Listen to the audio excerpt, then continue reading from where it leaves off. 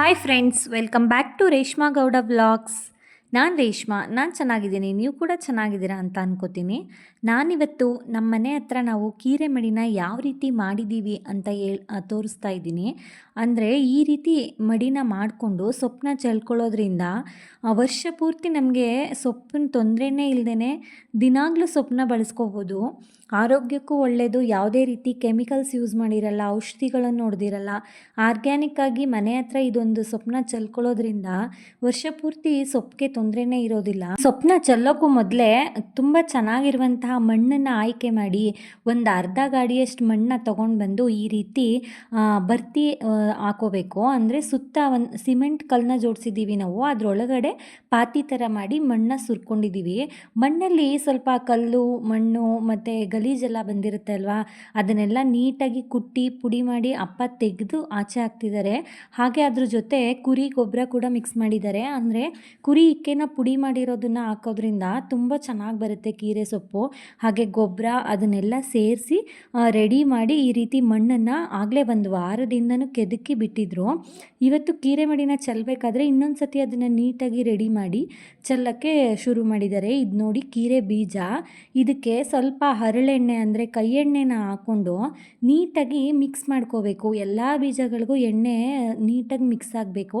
ಆ ರೀತಿ ಮಿಕ್ಸ್ ಮಾಡಿ ಈ ರೀತಿ ಒಂದು ತಟ್ಟೆನಲ್ಲಿ ಹಾಕಿ ಅದನ್ನು ಅಗಲವಾಗಿ ಹರಡಿ ಒಂದು 10 ನಿಮಿಷ ಬಿಸಿಲಲ್ಲಿಟ್ಟು ಆಮೇಲೆ ಚೆಲ್ಲಬೇಕು. ಅದು ಇರೋ ಮೆಥಡು. ಈ ರೀತಿ ಚೆಲ್ಲಿದ್ರೆ ಬೀಜಗಳು ನೀಟಾಗಿ ಮೊಳಕೆ ಬರುತ್ತೆ ಅನ್ನೋ ಕಾರಣಕ್ಕೆ ಈ ರೀತಿ ಮಾಡ್ತಾರೆ. ಇದನ್ನು ಬಿಸಿಲಿಗೆ ಇಟ್ಟಿದ್ದೀವಿ. ಇದಾದಮೇಲೆ ನೋಡಿ ಅದನ್ನು ಮಧ್ಯ ಪಾತಿ ಮಾಡ್ಕೋತಿದ್ದಾರೆ. 4 ಪಾತಿಗಳನ್ನ ಮಾಡಿದ್ದೀವಿ.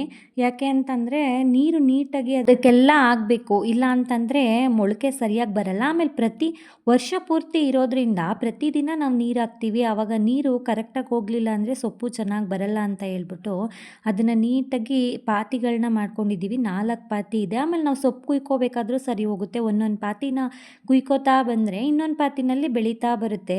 ಆಗ ಸೊಪ್ಪಿಗೆ ತೊಂದರೆನೇ ಆಗೋದಿಲ್ಲ. ಅದಕ್ಕೋಸ್ಕರ ಈ ರೀತಿ 4 ಪಾತಿಗಳನ್ನ ಮಾಡಿ ನೀಟಾಗಿ ಅದರಲ್ಲಿರೋ ಗಲೀಜೆಲ್ಲ ತೆಗೆದಾಕಿ ಚೆಲ್ಲೋದಕ್ಕೆ ಏನು ಹದ ಬೇಕೋ ಅದನ್ನು ರೆಡಿ ಮಾಡಿ ಬಿಟ್ಟಿದ್ದಾರೆ ನಮ್ಮಪ್ಪ. ಇದಾದಮೇಲೆ ಯಾವುದೇ ಕೆಲಸ ಮಾಡಬೇಕಾದ್ರೂ ದೇವ್ರನ್ನ ನೆನೆಸ್ಕೊಂಡು ಮಾಡಬೇಕು ಅನ್ನೋದು. ಬೇರೆ ಸೊಪ್ಪುಗಳು ಹಾಗೆ ಇದು ಸ್ವಲ್ಪ ದಿನಕ್ಕೆ ಕಿತ್ತಾಕೋದಲ್ಲ, ಇಲ್ಲ ಖಾಲಿ ಆಗುವಂಥದ್ದಲ್ಲ. ಇಡೀ ವರ್ಷ ಪೂರ್ತಿ ನಮಗೆ ಸಿಗುವಂಥ ಸೊಪ್ಪು ತುಂಬ ಚೆನ್ನಾಗಿ ಬರಲಿ ಅಂತ ವಿಘ್ನೇಶ್ವರನ್ನ ನೆನೆಸ್ಕೊಂಡು ಈ ರೀತಿ ಒಂದು ದೇವ್ರ ಮೂಲೆಯಲ್ಲಿ ಪೂಜೆ ಮಾಡ್ತಾಯಿದ್ದೀವಿ. ಪೂಜೆ ಮಾಡಿಬಿಟ್ಟು ಆಮೇಲೆ ಕೀರೆ ಮಡಿನ ಚೆಲ್ಲಬೇಕು ಅನ್ನೋದು ಒಂದು ಪದ್ಧತಿ. ಸೊ ನಾನು ಅದಕ್ಕೆ ಪೂಜೆ ಮುಗಿಸ್ಕೊತಾ ಇದ್ದೀನಿ. ಯಾಕೆ ಅಂತಂದರೆ ಮೊದಲೆಲ್ಲ ಏನು ಮಾಡ್ತಿದ್ರಂತೆ ಅಂದರೆ ನಾಟಿ ಮಾಡೋಕ್ಕೂ ಮೊದಲೇ ಕೀರೆ ಸೊಪ್ಪನ್ನ ಚೆಲ್ತಿದ್ರಂತೆ. ಕೀರೆ ಚೆನ್ನಾಗಿ ಬಂದರೆ ಬೆಳೆ ಚೆನ್ನಾಗಾಗುತ್ತೆ ಅನ್ನೋದು ಒಂದು ನಂಬಿಕೆ ಇತ್ತಂತೆ. ಇವಾಗೆಲ್ಲ ಕೀರೆ ಮಡಿ ಅಂತಂದ್ರೇ ಅಪರೂಪ ಆಗಿಬಿಟ್ಟಿದೆ. ಕಡಿಮೆ ಜನಗಳು ಚೆಲ್ಕೋತಾರೆ. ಆದರೆ ನಾವಂತೂ ಪ್ರತಿ ವರ್ಷ ಇದನ್ನು ಸಂಕ್ರಾಂತಿಯಿಂದ ಶಿವರಾತ್ರಿ ಒಳಗಡೆ ಚೆಲ್ಲಬೇಕಂತೆ. ಯಾಕೆ ಅಂದರೆ ಚಳಿನಲ್ಲಿ ಇದು ಚೆನ್ನಾಗಿ ಬರುತ್ತಂತೆ ಸೊಪ್ಪು. ಸೆಕೆಗಾಲ ಶುರು ಆಗಿಬಿಟ್ರೆ ಮೊಳಕೆ ಬರೋದು ಕಷ್ಟ ಆಗುತ್ತಂತೆ. ಹಾಗೆ ಇಲ್ಲಿ ಬರೀ ಕೀರೆ ಬೀಜ ಮಾತ್ರ ಇಲ್ಲ, ಇದ್ರ ಜೊತೆ ಅರಿವೆ ಬೀಜ ಕೂಡ ಇದೆ. ಅಂದರೆ ದಂಟನ ಸೊಪ್ಪು ಅಂತ ಹೇಳ್ತೀವಲ್ಲ, ಅದು ಕೂಡ ಇದೆ. ಯಾಕೆ ಅಂದರೆ ಅದ್ರ ನೆರಳಲ್ಲಿ ಕೀರೆ ಬೀಜ ಬರಬೇಕಂತೆ. ಅದಕ್ಕೆ ಸೂರ್ಯನ ಕಿರಣ ನೀಟಾಗಿ ಬೀಳ್ತು ಅಂತಂದರೆ ಬರೋದಿಲ್ವಂತೆ, ಮೊಳಕೆ ಬರಲ್ಲ ಅನ್ನೋ ಕಾರಣಕ್ಕೆ. ಅದು ಅರಿವೆ ಬೀಜ ತುಂಬ ಬೇಗ ಫಾಸ್ಟಾಗಿ ಬರುತ್ತೆ. ಅದ್ರ ನೆರಳಲ್ಲಿ ಇದು ಬೆಳೆದ್ರೆ ಸಾಯಲ್ಲ ಅನ್ನೋ ಕಾರಣಕ್ಕೆ ಅರಿವೆ ಮತ್ತು ಕೀರೆ ಎರಡನ್ನೂ ಜೊತೆ ಮಾಡೇ ಚೆಲ್ತಾ ಇರೋದು. ಇದು ದೊಡ್ಡದಾದ ಮೇಲೆ ಅರಿವೆ ಎಲ್ಲನೂ ಕಿತ್ಕೊಬಿಡ್ತೀವಿ ಬೇರ್ ಸಮೇತ, ಕೀರೆ ಮಾತ್ರ ಬಿಟ್ಕೋತೀವಿ.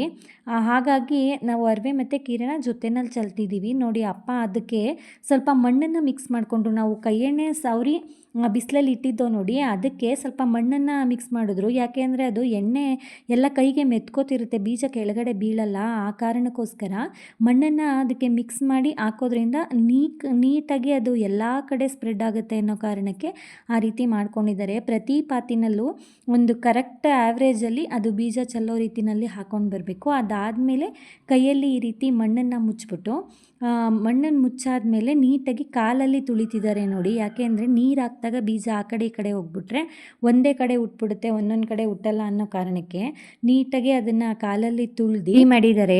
ಈ ಬೀಜಗಳನ್ನ ನಾವು ಹೋದ ವರ್ಷ ಕೀರೆ ಮಡಿನ ಚೆಲ್ಲಿದ್ವಲ್ಲ, ಅದರಲ್ಲಿ ಮಾಡಿರುವಂಥ ಬೀಜಗಳು. ಒಂದು 10 ತಿಂಗಳು ಇದನ್ನು ಕುಯ್ಕೊಂಡಾದಮೇಲೆ ಬೀಜಕ್ಕೆ ಅಂತ ಹೇಳಿ ಬಿಟ್ಬಿಡ್ತೀವಿ. ಅದಾದಮೇಲೆ ಬೀಜ ರೆಡಿ ಆದಮೇಲೆ ಮತ್ತೆ ಅದನ್ನೆಲ್ಲ ಕೆದಕಿ ತೆಗೆದುಬಿಟ್ಟು ಬೇರೆ ಹಣ್ಣನ್ನು ತೊಗೊಂಡು ಬಂದು ಹಾಕಿ ಕೀರೆ ಮಡಿ ಮಾಡಿನ ರೆಡಿ ಮಾಡ್ಕೋತೀವಿ. ನೋಡಿ ಅದಾದಮೇಲೆ ಈ ರೀತಿ ಒಂದ್ರಿನ ಇಟ್ಕೊಂಡು ಬಿಂದಿಗೆನಲ್ಲಿ ನೀರು ಹಾಕಬೇಕು. ಯಾಕೆ ಅಂದರೆ ಒಂದೇ ಕಡೆಗೆ ಕೈಯಲ್ಲಿ ನೀರು ಹಾಕೋದ್ರಿಂದ ಫೋರ್ಸ್ ಆಗಿ ಬೀಜಗಳು ಆ ಕಡೆ ಈ ಕಡೆ ಹೋಗ್ಬಿಡ್ತವೆ ಅನ್ನೋ ಕಾರಣಕ್ಕೆ ಅದು ಗಿಡ ಮೊಳಕೆ ಬಂದು ಒಂದಷ್ಟುದ್ದ ಸೊಪ್ಪಾಗೋ ತನಕನೂ ಈ ರೀತಿ ಒಂದ್ರಿನಲ್ಲೇ ಹಾಕಬೇಕು. ಪ್ರತಿದಿನ ಸಾಯಂಕಾಲ ಇಲ್ಲ ಬೆಳಿಗ್ಗೆ ಯಾವುದಾದ್ರೂ ಒಂದು ಟೈಮಲ್ಲಿ ನೀರನ್ನ ಹಾಕೋಬೇಕು. ತುಂಬ ಚೆನ್ನಾಗಿ ಮೊಳಕೆ ಬರುತ್ತೆ. ಈ ಎಲ್ಲ ರೀತಿಗಳನ್ನೂ ನಾವು ಪಾಲಿಸಿ ಅದನ್ನು ಹಾಕೋದ್ರಿಂದ ಕೀರೆ ಮಡಿ ತುಂಬ ಚೆನ್ನಾಗಿ ಬರುತ್ತೆ. ಹೆಂಗಂದ್ರಂಗೆ ಚೆಲ್ಲಿದ್ರೆಲ್ಲ ಮಡಿಗಳು ಬರಲ್ಲ. ಅದಕ್ಕೆ ಹೆಸರೇ ನೋಡಿ ಮಡಿ ಅಂತ ಇಟ್ಟಿರೋದೇ ಆ ಕಾರಣಕ್ಕೆ. ಅದರಲ್ಲಿ ಏನು ಅರ್ಥ ಇದೆ ಅನ್ನೋದನ್ನು ಅರ್ಥ ಮಾಡ್ಕೊಳ್ಳಿ. ಕೀರೆ ಮಡಿ ಅಂತಲೇ ಕರೆಯೋದು. ನೋಡಿ ಇದು ಒಂದು 4ರಿಂದ 5 ದಿನ ಆದಮೇಲೆ ಬಂದಿರೋ ಮೊಳಕೆಗಳು ಈ ರೀತಿ ಸಣ್ಣ ಸಣ್ಣದಾಗಿ ಮೊಳಕೆ ಬಂದಿರುತ್ತೆ. ಈ ಮೊಳಕೆನ ನೋಡಿ ಅಪ್ಪ ತುಳಿತಿದ್ದಾರಲ್ಲ, ಹೀಗೆ ಸ್ವಲ್ಪ ಸಣ್ಣ ಇರೋ ವ್ಯಕ್ತಿ ಕೈಲೇ ತುಳಿಸಿ ನಿಧಾನವಾಗಿ ಹಿಂಗೆ ತುಳಿಬೇಕಂತೆ. ತುಳಿದಾದ್ಮೇಲೆ ಅದನ್ನು ನೀರು ಹಾಕಿ ರೆಡಿ ಮಾಡಬೇಕಂತೆ. ಯಾಕೆ ಅಂದರೆ ಆ ಕೆಳಗಡೆ ಗಾಳಿ ಹೋದರೆ ಬೀಜಗಳು ಸತ್ತೋಗ್ಬಿಡುತ್ತಂತೆ ಮೊಳಕೆ ಬಂದಿರೋದು. ಅದಕ್ಕೆ ಈ ಥರ ಮಾಡಬೇಕು. ಒಂದು 5ರಿಂದ 6 ದಿನ ಆದಮೇಲೆ ನೋಡಿ ಇದು ಒಂದು 10ರಿಂದ 12 ದಿನದ ಮಡಿ ಯಾವ ರೀತಿ ರೆಡಿಯಾಗಿದೆ ಅಂತ. ಇಷ್ಟಿಷ್ಟುದ್ದ ಸೊಪ್ಪುಗಳು ಬಂದಿದೆ. ಇದಕ್ಕೆ ಗೊಬ್ಬರ ಎಲ್ಲ ಹಾಕಿರೋದ್ರಿಂದ ಏನು ತೊಂದರೆ ಇಲ್ಲ, ನೀರು ಹಾಕ್ಕೊಂಡ್ರೆ ಸಾಕು. ನೋಡಿ ಒಂದು 20ರಿಂದ 25 ದಿನಕ್ಕೆ ಈ ರೀತಿ ಸೊಪ್ಪು ರೆಡಿ ಆಗುತ್ತೆ.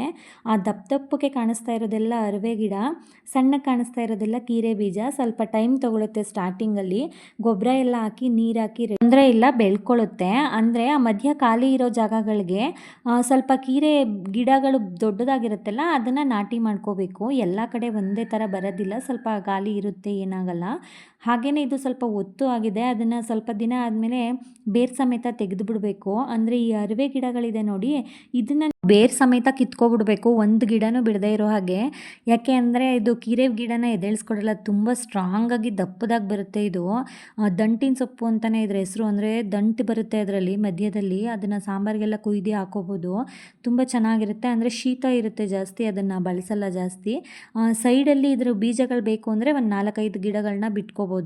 ನೋಡಿ ಇದನ್ನು ದಂಟಿನ ಸೊಪ್ಪನ್ನ ಎಲ್ಲನೂ ಕಿತ್ತಿದ್ದೀನಿ. ಎಷ್ಟು ಚೆನ್ನಾಗಿದೆ ಸೊಪ್ಪು. ಕೀರೆ ಸೊಪ್ಪನ್ನ ಕುಡ್ಲಲ್ಲಿ ಕುಯ್ಕೋಬೇಕು. ಅದನ್ನು ಇನ್ನೂ ಸ್ವಲ್ಪ ಚಿಕ್ಕದಾಗಿದೆ, ಕುಯ್ದಿಲ್ಲ. ದಂಟಿನ ಸೊಪ್ಪೆಲ್ಲನೂ ಕಿತ್ಕೊಂಡಿದ್ದೀನಿ. ನಾನು ಸ್ವಲ್ಪ ಕೀರೆ ಸೊಪ್ಪನ್ನು ಕಿತ್ತಿ ತೋರಿಸ್ಕೊಡ್ತೀನಿ. ಅಂದರೆ ಎಲ್ಲ ಒಂದೇ ಸಮ ಬರದೇ ಇರೋದ್ರಿಂದ ಇವಾಗ ಕುಯ್ಯಕ್ಕೆ ಹೋಗಲ್ಲ, ಇನ್ನೊಂದು ಸ್ವಲ್ಪ ದಿನ ಬಿಟ್ಟು ನೀಟಾಗಿ ಕುಯ್ಕೋತೀವಿ. ನೋಡಿ ಈ ರೀತಿ ಉಳ್ಕೊಳ್ಳುತ್ತೆ. ದಂಟಿನ ಸೊಪ್ಪನ್ನ ತೆಗೆದ ಮೇಲೆ ಕೀರೆ ಸೊಪ್ಪು ಹೀಗೆ ಉಳ್ಕೊಳ್ಳುತ್ತೆ. ಈ ರೀತಿ ಉಳ್ಕೊಂಡಿದ್ದ ಸೊಪ್ಪನ್ನ ನಾವು ಇನ್ನೊಂದು ಸ್ವಲ್ಪ ಬೆಳೆದ ಮೇಲೆ ಕುಡ್ಲಲ್ಲಿ ಕುಯ್ದುಬಿಟ್ಟು ಮತ್ತೆ ಆ ಜಾಗ ಎಲ್ಲನೂ ನೀಟಾಗಿ ಗಲೀಜಿದ್ರೆ ಎಲ್ಲನೂ ಕೈಯಲ್ಲಿ ಗೋರು ತೆಗೆದುಬಿಟ್ಟು ಸ್ವಲ್ಪ ಗೊಬ್ಬರನ ಹಾಕೋಬಿಟ್ರೆ ಪ್ರತಿದಿನ ಈ ಸೊಪ್ಪು ಯಾವುದೇ ತೊಂದರೆ ಇಲ್ಲದೆ ಒಂದೊಂದೇ ಪಾತಿಗಳನ್ನ ಕುಯ್ಕೊಂಡು ಹೋಗ್ತಾ ಇರ್ಬೋದು. ಸೊಪ್ಪು ತೊಂದರೆ ಇಲ್ಲ, ನಮ್ಮ ಆರೋಗ್ಯಕ್ಕೂ ಒಳ್ಳೆಯದು, ತುಂಬ ಚೆನ್ನಾಗಿರುತ್ತೆ. ನಮಗೆ ಸೊಪ್ಪಲ್ಲಿ ಸಿಗಬೇಕಾಗಿರೋ ಎಲ್ಲ ಪ್ರೋಟೀನ್ ಕೂಡ ಇದರಲ್ಲಿ ಸಿಗುತ್ತೆ, ತುಂಬ ಒಳ್ಳೆಯದು. ಈ ರೀತಿ ಒಂದು ಸೊಪ್ಪನ್ನ ಮನೆ ಹತ್ರ ಹಾಕೊಂಡ್ಬಿಟ್ರೆ ವರ್ಷ ಪೂರ್ತಿ ಉಪ್ಪಿಂದ ಮಾಡೋ ಎಲ್ಲ ಸಾಂಬಾರುಗಳನ್ನೂ ಆರಾಮಾಗಿ ಮಾಡ್ಕೊಬಿಡ್ಬೋದು. ನೋಡಿ ಇದು ಅರಿವೆ ಮತ್ತು ಕೀರೆ ಎರಡೂ ಸೊಪ್ಪು ಇದೆ. ನಾನು ಇನ್ನೂ ನೆಕ್ಸ್ಟ್ ವೀಡಿಯೋದಲ್ಲಿ ತೋರಿಸ್ತೀನಿ ಇದನ್ನು ಯಾವ ರೀತಿ ಕುಯ್ದುಬಿಟ್ಟು ಕ್ಲೀನ್ ಮಾಡಿ ಇದಕ್ಕೆ ಗೊಬ್ಬರ ಹಾಕ್ತೀವಿ ಅಂತ. ಈ ವಿಡಿಯೋ ಇಷ್ಟ ಆದರೆ ಲೈಕ್ ಮಾಡಿ, ಶೇರ್ ಮಾಡಿ, ಸಬ್ಸ್ಕ್ರೈಬ್ ಮಾಡೋದನ್ನು ಮರಿಬೇಡಿ. Thank you all.